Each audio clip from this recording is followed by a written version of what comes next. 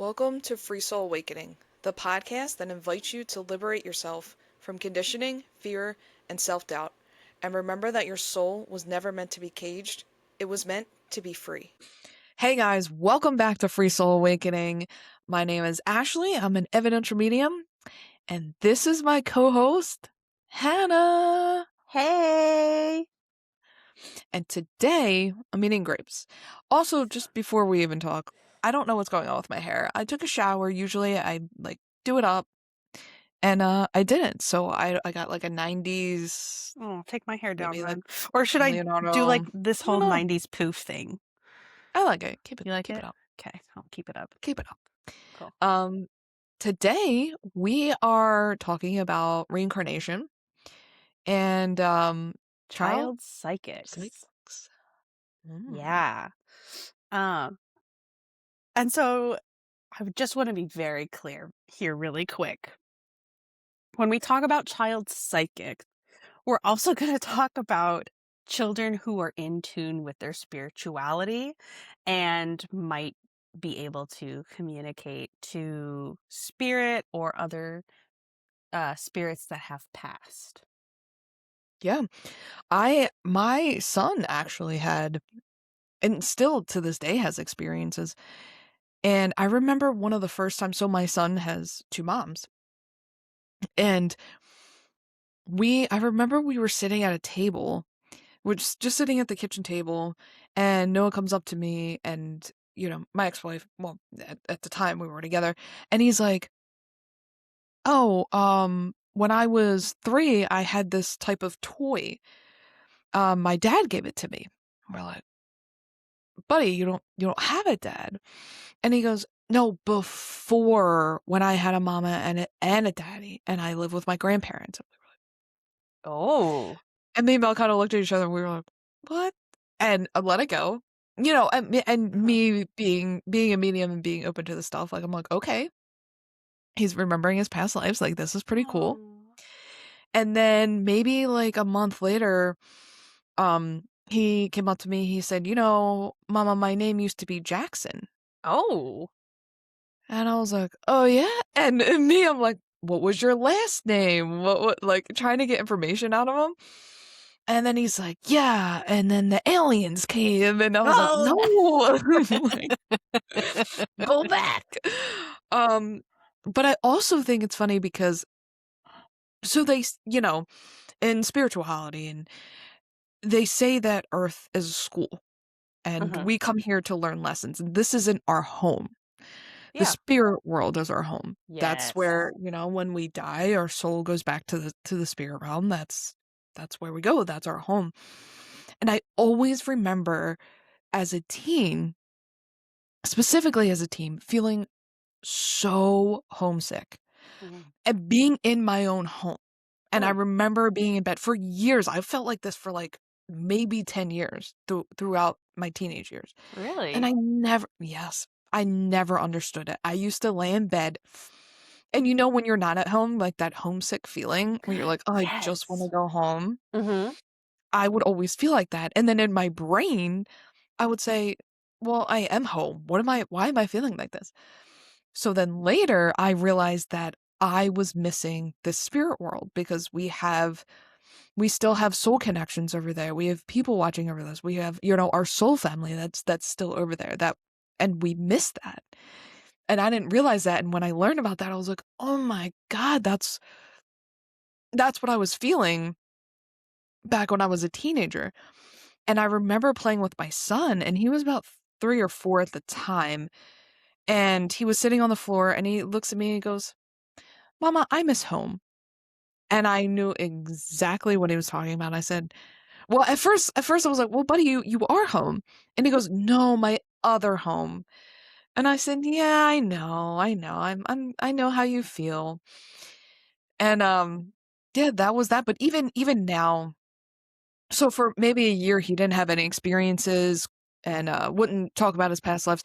But I will say he was always terrified of bridges. There's absolutely no reason for him to be terrified of bridges, but I find it interesting because a lot of people in the spiritual community know that if you have a fear of something, that's probably how you died. So if people have a fear of like wearing jewelry or necklaces, stuff around their neck, they could have been strangled or like something bad happened. Or, Yeah. if you're fear of the ocean, maybe you drown. So Yeah. those fears can come back in this life. And I remember anytime we had to go somewhere, nothing ever happened on a bridge. We never got stuck on a bridge. Nothing ever happened. And before we left anywhere, we'd say, "Oh, buddy, we're going over, mom's house or whatever." And he would be like, "Are we going over a bridge?" That would be Oh. for a long time. That would be his first question. And if we would say, "Yeah, buddy, we got to go over a bridge," he would freak out, like Oh, wow. absolute scream and cry. And I don't want to go over a bridge. Aw. I'm scared. I'm like, and what do you do? He was 4. Like, Yeah. so it is weird to think about that. Um, but now, even now, so meditation, we've talked about it before, that meditation really can open you up spiritually. A lot of things can too, healing, and I think we'll do another episode if you're looking to open up, like what can help. But meditation is a huge one. And my son for the past year has been wanting to listen to sound bowl meditations before bed. Yeah, I remember you telling me this. Yeah, so he needs his sound bowls. And since we've been doing that, he's had experiences both in his other mom's house, my ex's house, and my apartment. And look, I don't feel anything bad in there. I sage, I set boundaries for him. I teach him how to set boundaries, because there's been times where he's come out of his room and he says, "Did you say my name?" I'm like, "No." And he goes, "Someone said my name." I'm like, "Okay." He's seen shadows at his other mom's house, Mel's house. He's felt someone like touch his forehead. And so he does Oh. have experiences, and he is a sensitive kid. And my dad has been passed for a long time. And I remember when he was a kid, he used to say, we call him like Angel Pop Up, and he'd be like, "Oh, there's Angel Pop Up." And he's in the street and he'd be standing there. I can't see him. And I'd be like, "Oh, okay, well, tell him you said hi." And when he was a baby, because they're very like sensitive to spirits when Mhm. kids are younger. Yes, we are. Yeah, he used to like before he could even talk, I remember him on multiple occasions laughing, just looking at next to him, no one was there, and belly laughing, and baby belly laughs are like the best. They're the But best. yeah, I we were just like, "Well, someone's back there with him," because he Aw. would just Oh, you mean crack this up. was in the car? Yeah. Okay. I didn't Yeah, yeah, catch yeah. that at first. Yeah, yeah. But That's so multiple times. that's so cool. So not Yeah. only does Noah have past life um memories, but he's also incredibly tuned into the spiritual world, which is Yeah. so, so cool because not only is that such a unique experience to have at such a young age, but he has a mom who is so incredibly supportive and also so tuned into the spirit world that he has this environment that is so supportive and encouraging Mhm. of those experiences. And that's very, very important as um we'll just call it as mediumship. That's so important for mediumship to have like a supportive and encouraging environment. And to be able to have that at such a young age is so profound and it's going to be Mhm. incredibly impactful for the rest of his life. I hope you know that. Oh, totally. I mean, I think if you talk to a lot of mediums, especially mediums that have had experiences when they were younger, Mhm. their parents didn't believe them, or they're like, "Oh, that's nothing." And so they shut down because they're afraid or Yeah, scared. So their gifts shut down until they're older and they have an awakening, or they realize, "Oh, I'm able to do this." So I definitely encourage him not to be afraid, that good. I encourage him to set boundaries with spirit, but I also tell him, that these can be past loved ones. This is, you know, mama's dad, and he has a great grandfather that passed. So it's not it's not bad, and the more you're afraid of it, the more you can create negative experiences. Yeah. So, I mean, I obviously don't tell him that he's 6, but I do stress the importance of boundaries, and I do sage and set boundaries for him as well. So, anything that is not love and light is not allowed in his room, is not allowed in the apartment. If they're not, his past loved ones or people that know him, they're not allowed in the apartment. Like, it's important to create space. So you didn't have spiritual experiences at a very young age. You did have it in like your adolescence, but not at a very, very, very young age like Noah Mhm. does. Mhm. I, on the other hand, have had spiritual experiences from an incredibly young age. So when I was a toddler, obviously I have no recollection of this happening. I only have secondhand tellings from my mom. Um, when I was a toddler, my mom said I was sitting in the hallway laughing and talking to this picture at the end of the hallway.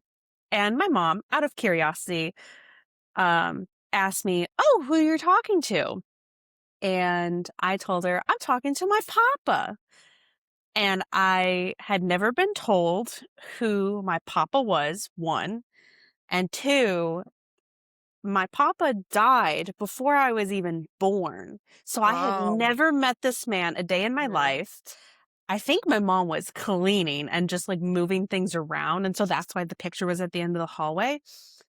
But I very clearly pointed to, because there were a bunch of pictures on this board, I very clearly pointed to a picture of my late grandfather and said, "My papa, I'm talking to my papa." And my mom said she got chills. Like she Mm. was like, "Oh my gosh, that's so weird. That's crazy. I never told you who your grandpa was. I never told you that he would have wanted you to call him Papa. Um, I never showed you a picture of him, nothing." That was like the first time I had ever experienced you, my mom as talking about me. That was the first time I had ever experienced you like talking to a ghost. And I think that's really cool that I was Mhm. so young and already in tune with the spirit world.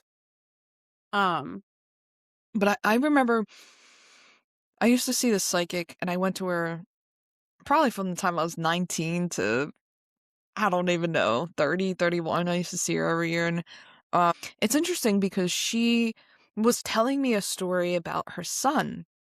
mm, And she said when her son was younger, that he came up to her and he was like, um, telling her he picked her as his mom. And he's like, "Yeah, I had to wait in line, and then I talked to God, and I picked you." And then the angels started singing, and then I came to Earth. that's And so cool. she was doing a reading for someone, and someone said that exact same story about their daughter, that they said, "I waited for you, I ended up picking you as my parents." So, and that's a thing too, is that um in terms of reincarnation, and when Mhm. because there are souls that are begging, not begging, but are waiting desperately to come back to Earth. And we take advantage of that because we're here and we don't want to be, well, some of us don't want to be here, Yeah. and it's hard. It's Mhm. hard. We reincarnate specifically for soul growth and to learn lessons and to clear karma and to create good karma. But it's for soul growth, because at the end of the day we are a soul in a physical body. And but it's interesting to think that we pick our parents specifically for certain lessons. So because some people are like, "Oh God, why did I pick my parent if they're like this?" Well, lessons, what are they teaching you? Are they teaching you about self-love or self-worth, or um if they abandon you, then it's to heal abandonment wounds from a past life. Like, it's all for soul growth and all for, the connections that we have here on Mhm. earth, most of them, the majority of them are from past lives. So when you meet somebody, whether it's a romantic partner, a boss, whoever you feel so connected to, it's from a past life. It's like, "Oh, I know them," but you don't. It's because your soul Yes. knows them, but your physical self doesn't. So you have to get reacquainted, but you're like, "Oh, I know you." And we have multiple, Yes. what you call soulmates, multiple, um, Yes. people that we meet Yes. that we're Mhm. connected to. But it is cool to think about reincarnation in that sense, that we pick people that are gonna help us grow on a soul level. And not everybody's good. Yes. We have karmic partners, Mhm. not even, again, romantic partners. It could be a boss that's a karmic, a friend that's just somebody who's just like, you're a pain in the ass, or just pushes your buttons, or you don't get along with. And we can have multiple karmic friends, karmic partners, but this is all for soul growth, to help us and push us forward on Earth. Yes. So allowing yourself to be open to all of these different types of soulmates that are in your life allows you to live your life to its fullest potential, as well as learn the lessons that your soul needs to learn, Yeah. go through the experiences you're supposed to be going through, and actually understanding the purpose of this reincarnation event. Yeah. Yeah. I think and that's the whole purpose, I think, of a lot of people try to find their purpose in life. And when they don't, they get really frustrated, or, they feel lost. And that's okay. It's okay to feel lost. There are a lot of people out here that feel lost, that don't know what they're doing, that don't know what they want to do. And, you know, it's just important to keep moving forward. And something I do want to do is a past life. I want to do a past life regression. I do I think that'd be too. super cool. Oh, we should do it and vlog it for the podcast. Yes, that would be so much fun. I would Yeah, we can love that vlog it. so much. Okay, so I have a story about um past life regressions and like a Okay. past life reading. So, my little sister Can I is put this in here or no? yes, absolutely. Okay. So, my little sister is somewhat spiritual, I'll say. Her and her significant other, they're both um I'll say like a moderate level of spiritual.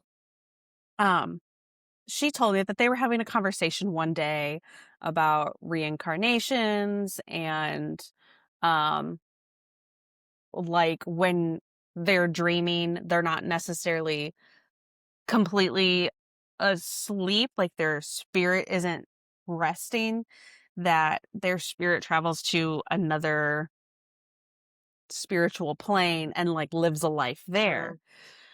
And I was like, that's incredibly cool. And she said that she was having a conversation with her partner about each of our siblings and our family members, my mom, my dad, and all of our siblings, and who was spiritually the youngest. And she said, "You're never going to believe this." And I said, "What?" She goes, "Well, we both have a feeling that your spirit is the youngest of our family group of spirits." And I said, "What do you mean?" She goes, "You have had the least amount of reincarnations and you're the youngest soul here." I Mm. said, "Oh, that's crazy." Um, but it was also really insightful to have someone else so close to me also talk about reincarnations. I was like, okay, that's really cool that I get to have this conversation with my sister who I'm like spiritually connected to. Um, and in the tune of reincarnations, I can feel that my mom and I are like sister souls. Mm. So, like, our souls were always meant to be connected. And in the same token of you talking about uh, children expressing that their soul had to wait in line to meet their parents, Yeah. my parents struggled to conceive me. So, for reference, my mom has 2 older children from a previous marriage, and I am the firstborn of, my mother's marriage to my father.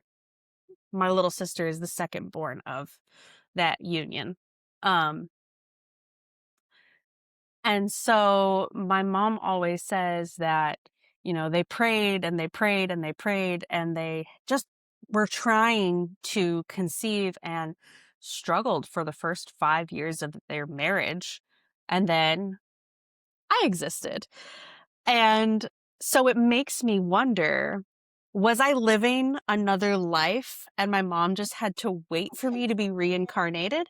Or was I still living my spiritual life and I had to wait for my turn to be reincarnated at a specific time? But I do know that I have a feeling that my mom's soul and my soul are connected. Like we were always meant to be in each other's lives. I just have that feeling. Um, so that's just my unique experience. And it's just such a bizarre, I don't know what word I want to use, but it's a bizarre concept to know that I'm a spiritual human being, my mom is a spiritual human being, and my younger sister is a spiritual human being, Mhm, and we're all in this life together, mhm. validating each other's spiritual experiences, and like we've been educating each other basically just through little random tidbits of knowledge. No, totally. I think that's a crazy concept to think about. I did read a book on it's a little book I have on karma and reincarnation, and they do talk. I know it's a sensitive subject, so um, and it's just what I read in the book, but in terms of miscarriages and Mm, um it's the book was saying that it was the soul wasn't ready.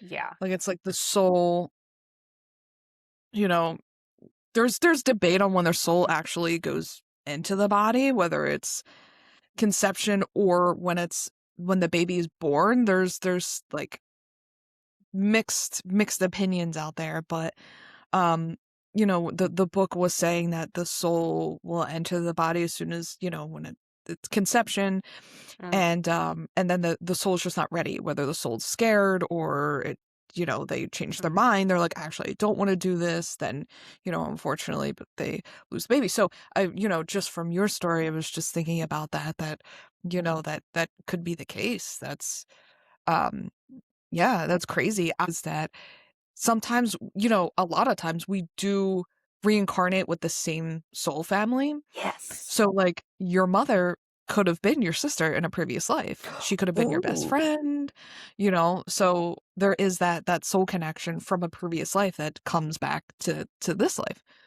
So, but I had a reading one time, and oh no, it wasn't a reading. It was Akashic. It was an Akashic record. What's Um that? So the Akashic records are pretty much like a library for like your soul. Like any Okay. answer, anything you want to know about your life is in the Akashic records, right? And there's like a gatekeeper. It's a whole thing. Look it up. People do Okay. specifically Akashic records, and you can go into your past lives. Like it's literally your soul's. There's like a whole book, and so I had a reading one time, and I was asking about like who was my most important, like, soul connection or something, or who did I reincarnate with? I forget. But she kept talking about, um, someone who's like a sister. She's either a sister or like a sister, and, that I was really connected to, um, kinda around the same age, and I was like couldn't think of anybody because I don't have any super, super close, um, female, like, familial people, and I was like, "Is it Mel? Because Mel's, like, similar, but, I was like, "I don't know." And she goes, "No, it's familiar, like, it's blood, and they're like a sister, like, you're very, very close to them." And I was like, "No." But then, a year later, me and Danielle became super close, and I I was like, was wondering. "Ah." And she's like, "You keep reincarnating." together. And I was like, Oh, "Oh, it's so that cute." is so But cute. I like yeah. that. Yeah. That's But it's a amazing. it is a crazy concept to think like reincarnation as a whole, like to think about we've lived before and we come back in new bodies to learn pretty much the same lessons, and I think you have to keep coming back until you learn, until you Mhm. conquer life on earth, and it's extremely difficult, but people do, apparently there's a line of people waiting to reincarnate earth because they want to know about, or they want to relive the experiences, they want to have these experiences. And so I think just really living life, I want to say like as joyfully as we can, but that's not the word, as like authentically as we can, or really embracing life in a positive manner instead of it being something negative, which is hard to do. I'm not saying we have to, we're human. We can't go around and be like, everything's so great. I No, reincarnated and I wanted to, like, absolutely. no, but Yeah. to look at the positives and know there are people waiting to come down here and we get to experience, Mhm. different people, different romantic partners, having children, animals, even just things like sex and intimacy. Like we get to Yep. experience that. So, I try not to take things for granted, but it is hard sometimes. But Absolutely it is, yeah. I love life. I'm glad you Life is like fun. life. Yeah. I like life too. I mean, it's hard at times, Mhm. but when I look at my own personal life and I think on the experiences I've been so mm, grateful to have, Yeah. I really do love living this life right now. Um, Yeah. like I just love where I'm at. I love that I get to live this life and teach myself how to enjoy what Mhm. I'm doing and making the best out of like bad situations. I do enjoy Absolutely. that. So Yeah. earlier you mentioned Noah when he was younger had this irrational fear of going over bridges. Yeah. That is something that is theorized comes from a past life, like you've mentioned. And there are times where um like people just have skills or know how to do something automatically Yeah. Mhm. that is can be a sign that that is something you learned in a past life.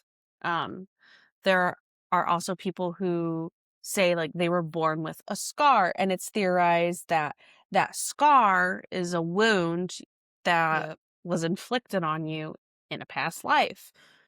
I think whether you believe in reincarnation or not, just hearing some of these stories, just watching documentaries, you do have to think about, Mm, you do have to think about it. yeah. Just even people that are like, "Oh, you're an old soul." Mhm. Probably because you are, and you've lived Yeah. many, many lives.